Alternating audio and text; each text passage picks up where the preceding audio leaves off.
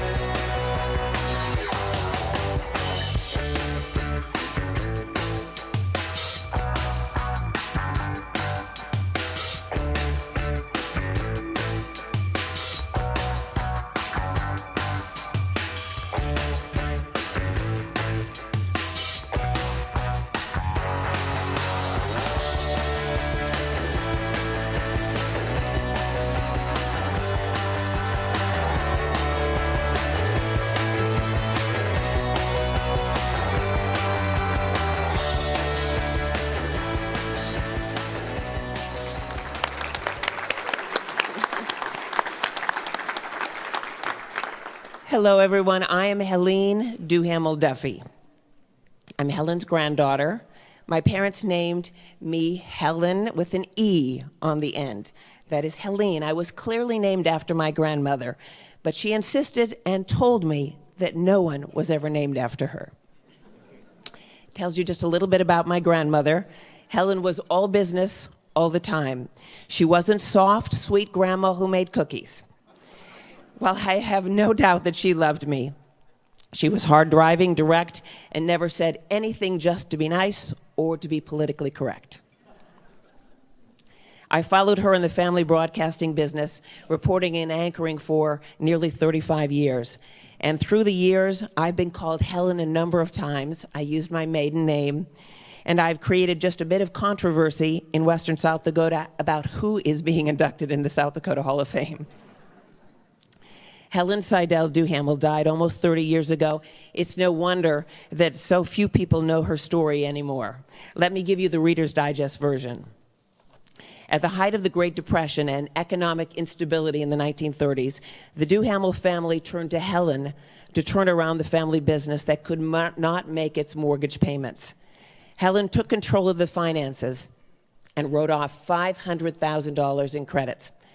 $10.7 million in today's dollars.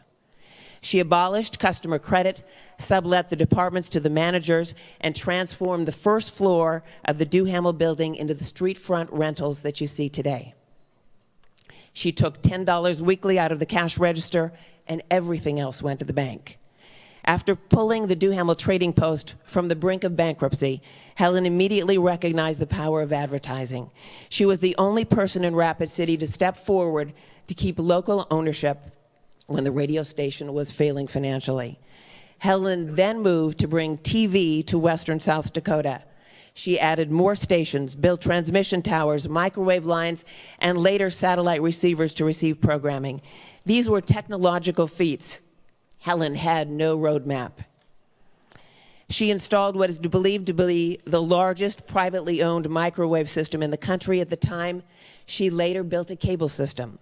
Helen was a leader in the new world of television and in South Dakota Broadcasting Association. She was the first female president of any state broadcasting association. This is a remarkable story for anyone, especially a woman. Helen could not be inducted if someone didn't nominate her. And last summer, about this time of year, former Rapid City Mayor Don Barnett came to me and my husband, Steve Duffy, and said there's a glaring omission in the Hall of Fame. Thank you, Don, a member of the South Dakota Hall of Fame, for that nudge and support along the way. We're so thankful to those who wrote letters for her nomination. My father, Bill Duhamel, Stan Adelstein, and Joe Floyd Jr. Now, if I can, I just wanted to read a bit from Joe Floyd's letter. Joe worked for Grandma Helen at South Dakota Cable. He wrote, "If I were to recognize Mrs. Duhamel as a true South Dakota pioneer, it would be for her incredible effort to bring television to the western part of our state. One can only appreciate this accomplishment by drawing a comparison with Kello TV in Sioux Falls, which went on the air in 1953.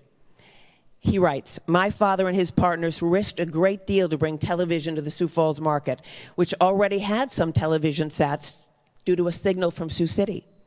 When Mrs. Duhamel decided to build KOTA TV in the Rapid City market, she had none of the advantages of the Sioux Falls market.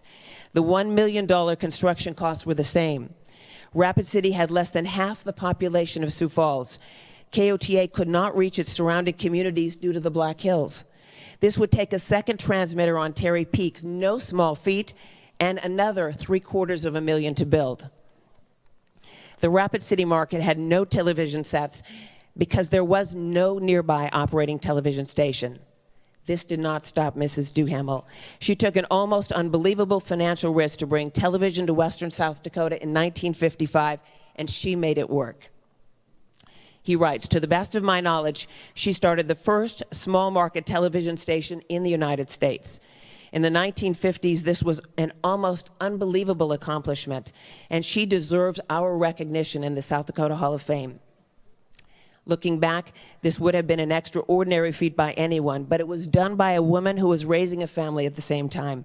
Truly, Helen S. Duhamel is a South Dakota pioneer." Well, as any of you know who've nominated someone, it's a lot of work. It's not an easy process, and it's a lot harder when somebody's been gone nearly 3 decades.